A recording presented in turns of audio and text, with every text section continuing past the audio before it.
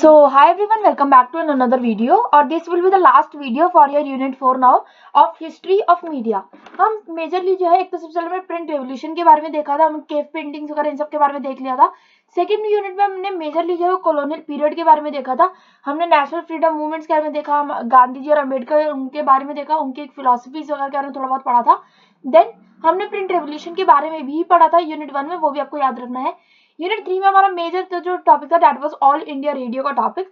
And अब हम cover करेंगे आपकी यूनिट 4।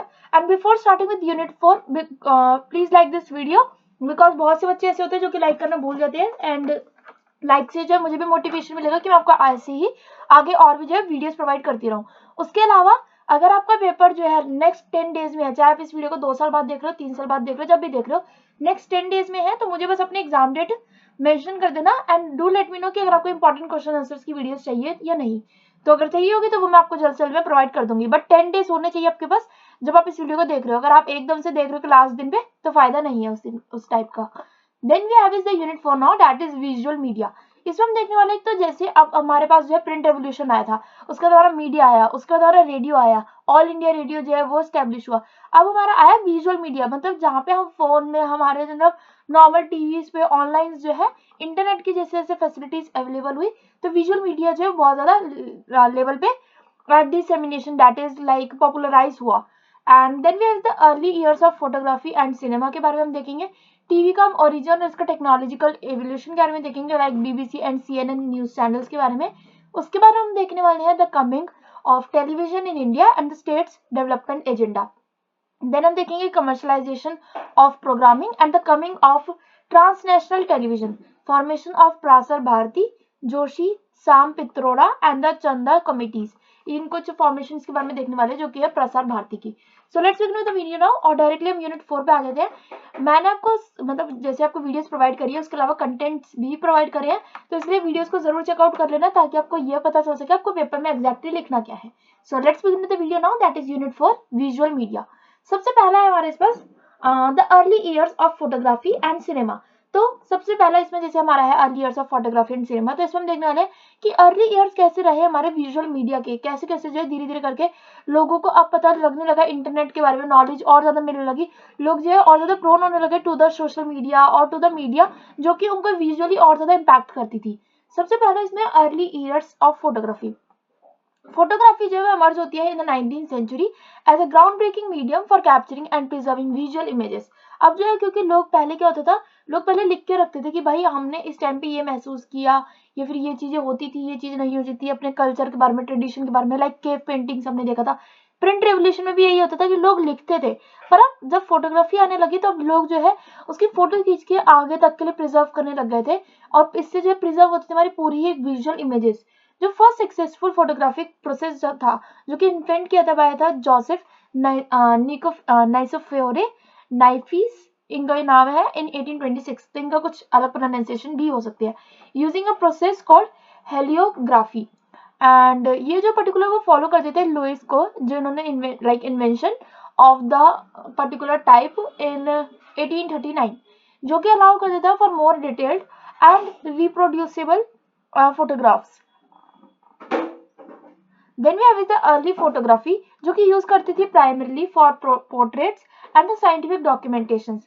बट ये ग्रेजुअली जो है वो बिगिन करती कि वो एवरीडे लाइफ को भी, मतलब जो डेली बेसिस के वर्क है उसको भी कैप्चर कर सके, और ये कंट्रीब्यूट करती थी to documentation of history and the culture, कि लोगों का कल्चर क्या था, फैमिलीज वगैरह का कल्चर क्या था। Then we have the birth of cinema.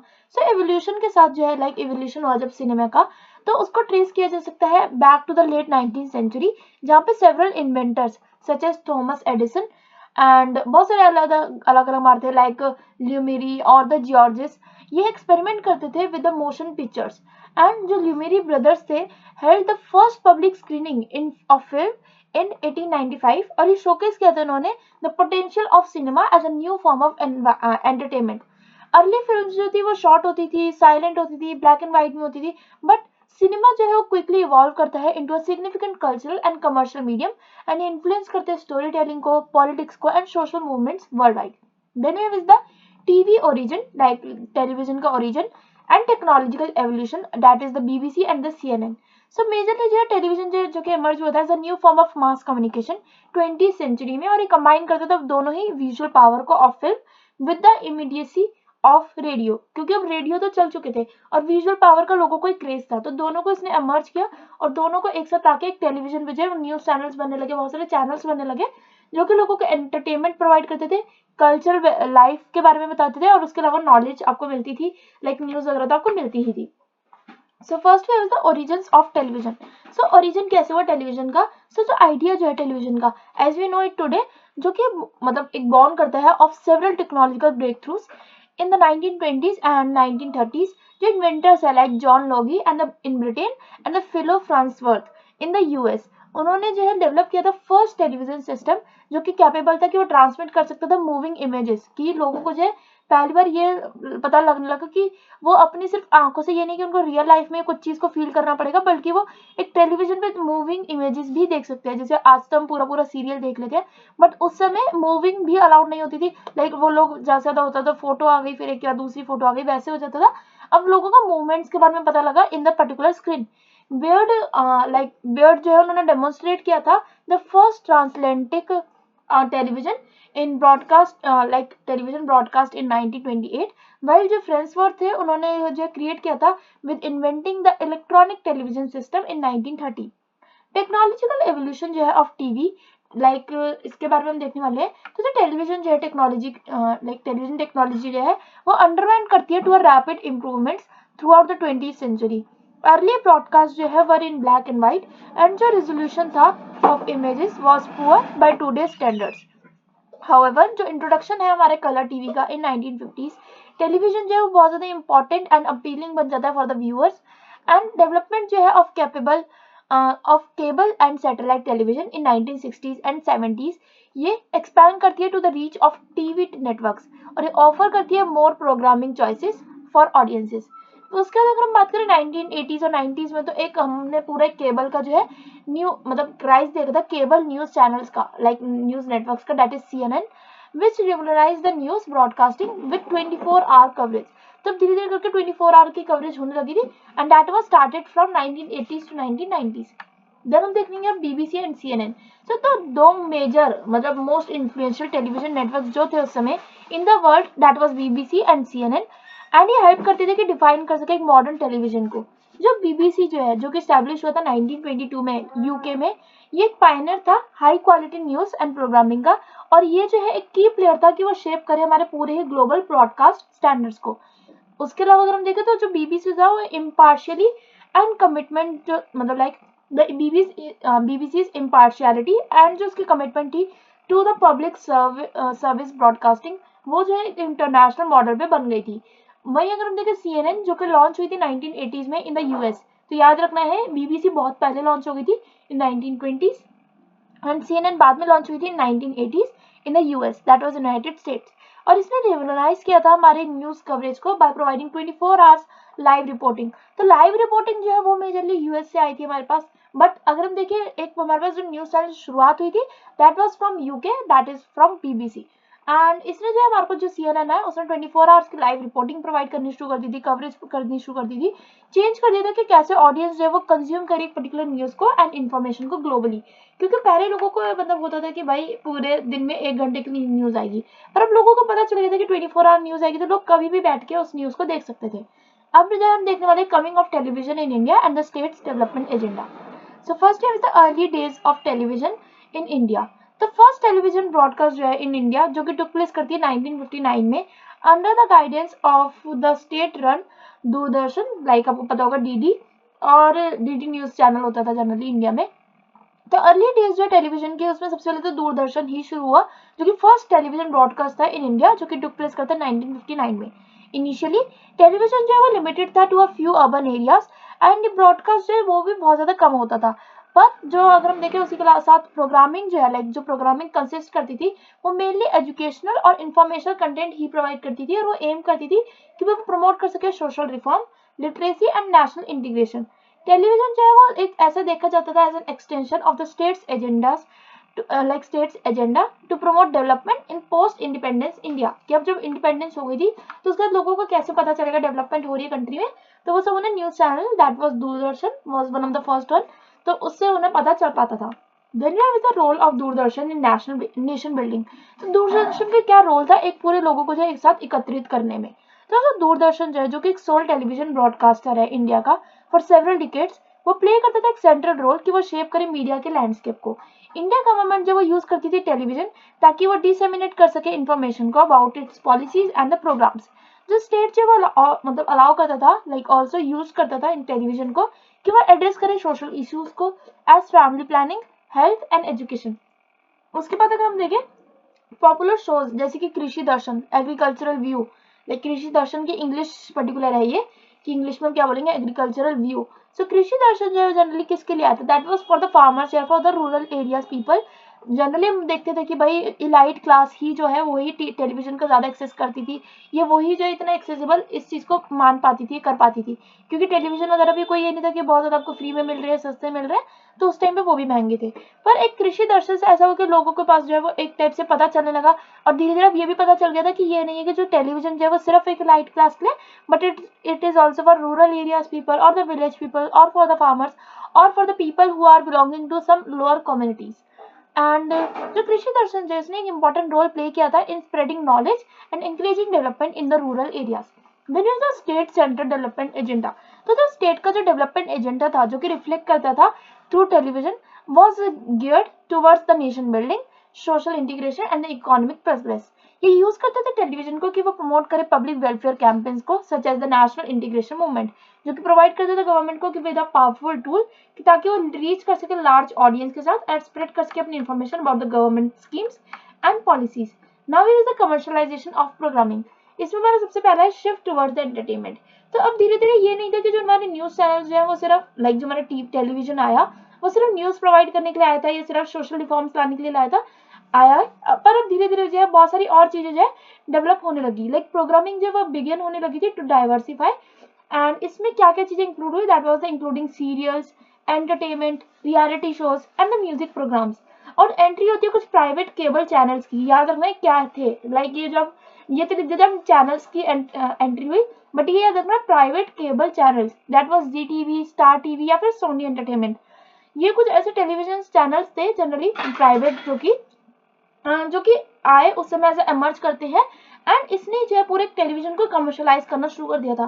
क्योंकि 1990 लाइक 1990s की एक सीरीज में आपको बता रहे मुझे कमेंट में कि लिबरलाइजेशन इंडिया में कब आया था, एक पर्टिकुलर सीरीज है इसकी 1990 से लेके 2000 के बीच में, तो कब आया था लिबरलाइजेशन, और उस पर्टिकुलर ईयर से, क्योंकि अब हमारे को धीरे धीरे जो कमर्शियलाइज करना था, प्राइवेटाइजेशन लाना था कंट्री में, तो उसी के साथ साथ जो है ये पर्टिकुलर न्यूज चैनल जो है वो और ज्यादा अच्छे लेवल पे ग्रो करने लग गए थे।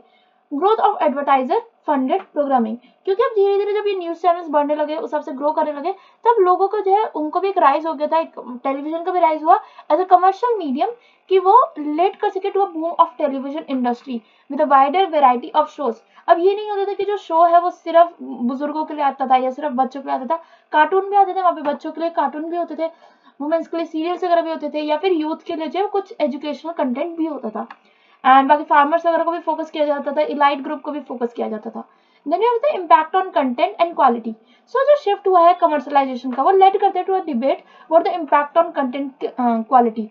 क्योंकि पहले जो न्यूज इतनी जल्दी नहीं फैलती थी, तो ये भी होता था कि कई बार कुछ अगर कोई फेक न्यूज है या कोई न्यूज ऐसी है जो कि सच नहीं है, तो उसमें क्या होता था कि वो पहले इतनी जल्दी नहीं फैलती थी, क्योंकि अगर किसी ने फैलाने की कोशिश करी भी तो थोड़े टाइम में पता चल जाता है कि नहीं नहीं ये तो फेक है। तो पर अब क्या होता है, अब एक बार में न्यूज इतनी वायरल हो जाती है कि बाद में जब ये पता चलता है कि वो फेक न्यूज है, तब तक तो आपको उसकी रियलिटी इतनी ज्यादा लगने लग जाती है अपने दिमाग में कि आप उसको एज अ फेक न्यूज में कभी भी एक्सेप्ट नहीं कर पाते हो। और ये आप कोई भी केस या नॉर्मल मतलब टेलीविजन केस है कुछ भी ले सकते हो, आपको जब तक चीजें रियल ही लगती रहती है, जब आपको 400 बार 500 बार बोला जाए कि नहीं ये सच नहीं है, तब ही आप मान पाते हो। पर अगर कोई झूठ की बात बोलेगा तो आपको एक बार में आप उसे मान जाते हो। तो हमारा माइंड जब अब ऐसे डिजाइन हो गया है, क्योंकि हम जो चीज हमने जल्दी सुना वो हम मान लेते हैं, उसके अलावा ये नहीं होता कि उसकी एक पर्टिकुलर जांच पड़ताल हो या फिर उसका एक सोचा जाए कि हाँ क्या वो सच है क्या वो झूठ है, ये सब के बारे में सोचने का टाइम इतना नहीं बचता। Now here is the coming of the transnational television. सब ट्रांसनेशनल टेलीविजन आने लगे थे, लाइक एमटीवी आपको पता होगा कुछ एक न्यूज चैनल है। जैसे कि अब जब ग्लोबलाइजेशन हुआ, जो ट्रांसनेशनल टेलीविजन आया था, लिबरलाइजेशन हुआ था इन द अर्ली 1990s। इसमें आपको एक और एग्जांपल मिल गया कि लिबरलाइजेशन कब हुआ था, तो आपका कमेंट्स में मुझे जरूर बताना कि किस पर्टिकुलर ईयर में जो लिबरलाइजेशन आया था इंडिया में। इंडिया जो है वो ओपन हो गया था, उसने ओपन कर दिए थे अपने doors for the foreign media and the companies. ये भी याद रखना लिबरलाइजेशन का मतलब क्या होता है कि अब जो फॉरेन मीडिया और जो फॉरेन कंपनीज जो हमारी कंट्री में आ सकती है, ट्रेड कर सकती है, हमारी कंट्री का सामान भी दूसरी जगह जा सकता है, वहां पे भी बेचा जा सकता है, और दूसरी कंट्री का सामान जो हमारी कंट्री में भी आ सकता है और उसको बेचा जा सकता है। इसको और ज्यादा आगे एडवर्टाइज किया जा सकता है, सेलिंग में हो सकता है, हर चीज लेवल पे सर्विसेज एंड द प्रोडक्ट वो दोनों ही चीजें प्रोवाइड की जा सकती है। और कुछ ऐसे नेटवर्क थे लाइक एमटीवी हो गया, स्टार टीवी हो गया, डिस्कवरी चैनल हो गया एंड द सीएनएन। ये जो है कुछ ऐसे ट्रांसनेशनल नेटवर्क्स थे जो कि इंटरनेशनल कंटेंट को जो है इंडिया में लेकर आते थे। अगर आपको पता, आपने मेजरली लोगों ने जो है डिस्कवरी चैनल देखा होगा, और उसमें क्या होता है वहां पे आपको ये नहीं कि आपको इंडिया के पर्टिकुलर दिखा रहे हैं, बाहर का भी चीजें दिखाते हैं। बहुत सारे अब तो न्यूज चैनल्स या कोई भी चैनल हो वो बाहर का भी आपको दिखा देते हैं। मूवीज में आप देखते हो तो ये नहीं होता मूवी सारी इंडिया में ही बनी, अगर इंडिया में चल रही है तो बाहर की मूवीज भी इंडिया में चल जाती है। देन अवेलेबिलिटी जो है ग्लोबल प्रोग्रामिंग की, वो इंट्रोड्यूस करती है new style, formats and the culture to the particular Indian television. Then is the cultural impact of transnational television. So rise होता है transnational television का, और इसका जो कल्चरल इम्प्लीकेशन भी होता है। However, उसके अलावा अगर हम देखें कि like this also raised the concern about the cultural erosion and the marginalization of the local traditions and the values. And then there is the rise of the satellite and the cable television. तो आजकल तो satellite और cable television ज्यादा चल गया। Satellite in the sense ये भी नहीं अब सिर्फ टेलीविजन में, अब आपको मैप्स अगर गूगल मैप्स यूज कर सकते हो, बहुत सारी चीजें ऐसी जो कि पर्टिकुलरली सैटेलाइट से ही वर्क करती है। वाईफाई जो है वो भी एक लेवल हम बोलेंगे तो सैटेलाइट से ही वर्क कर रहा है, ऐसा नहीं है। वायरलेस जो होते हैं जनरली वो मुझसे बोल सकते हैं एक टाइप से सैटेलाइट से कनेक्शन से ही वर्क कर रहा है। Now is the formation of Prasar Bharati, that is the Joshi, Sam Pitroda and the Chanda committees. So जो प्रासर भारती एक्ट है जो कि था 1990 का, ये जो पर्टिकुलर स्टैब्लिश होता 1997 में, और ये जो थी एक ऑटोनोमस बॉडी थी जो कि रिस्पॉन्सिबल थी कि वो रन करे पब्लिक ब्रॉडकास्टिंग सर्विसेज को इंडिया में। ये क्रिएट की गई थी in response for the growing need of the more independent and efficient broadcasting system, जो कि प्रोवाइड करते थे पब्लिक सर्विस ब्रॉडकास्टिंग, वाइल ये मैनेज करती थी competitive pressures of the media landscape. Prior to this, Doordarshan और ऑल इंडिया रेडियो जो है वो डायरेक्टली कंट्रोल किए जाते थे बाय द गवर्नमेंट, बट अब प्रसार भारती जो that was the autonomous body, एक प्राइवेट बॉडी थी, इस पे कोई पर्टिकुलर गवर्नमेंट का कंट्रोल नहीं था। Then the Joshi Sam Pitroda and the Chanda committees. तो जो गवर्नमेंट है उसने फॉर्म की थी, लाइक गवर्नमेंट ने फॉर्म करी थी सेवरल कमिटीज ताकि वो एक्सेस कर सके, लाइक असेस कर सके स्टेट की ब्रॉडकास्टिंग एंड रिकमेंडेड रिफॉर्म्स को। जो जोशी कमेटी थी 1992 की, ये फोकस करती थी on the development of broadcasting policies and ये रिकमेंड करती थी for the need of N more independent broadcasting system. बात करें हम साम पित्रोड़ा कमेटी के बारे में, जो कि स्टैब्लिश हुई 1990s में, लाइक 1919 में पर्टिकुलरली, और इसका जो रोल था वो ये था कि वो टेक्नोलॉजी लाइक एम्फेसाइज करती थी the role of technology in transforming broadcasting, और ये पर्टिकुलरली फोकस थी on the digitisation and the modernisation. And then was the Chanda committee जो कि प्रोवाइड करती थी recommendation on improving the quality of broadcasting and programming and ensure करती थी balance between the commercial and the public service content. Last में है the Prasar Bharati role now. Prasar Bharati जो कि फॉर्मेशन एक सिग्निफिकेंट स्टेप की in the evolution of broadcasting in India. It was a task with the ensuring कि जो बोथ पब्लिक और जो public service and the entertainment programming है वो अवेलेबल हो to the Indian audiences specially in rural areas. And जो प्रासर भारती जो है वो मैंडेट करती थी और ये इंक्लूड करती थी promoting national integration, preserving cultural heritage and the fostering social development. And with this we are coming to the conclusion now, that is की जो विजुअल मीडिया थी वो पूरा एक एनकम्पास करती थी फोटोग्राफी, सिनेमा, टेलीविजन, उन सब चीजों के जिसको बारे में हमने इस पर्टिकुलर वीडियो में पढ़ा। एंड कंक्लूजन आप चाहो तो खुद पढ़ सकते हो अपने पेपर के लिए लिखने के लिए। बाकी let's end this video here only. Video informative और हेल्पफुल लगी तो वीडियो को लाइक कर देना, चैनल को कर लेना सब्सक्राइब, एंड कोई भी क्वेरी होती है तो कमेंट से जरूर पूछ सकते हो। उसके अलावा अगर आपको इंपॉर्टेंट क्वेश्चन है जो इसकी वीडियो चाहिए तो वो भी आप कमेंट से बता सकते हैं। Stay safe and thanks for watching. Bye bye.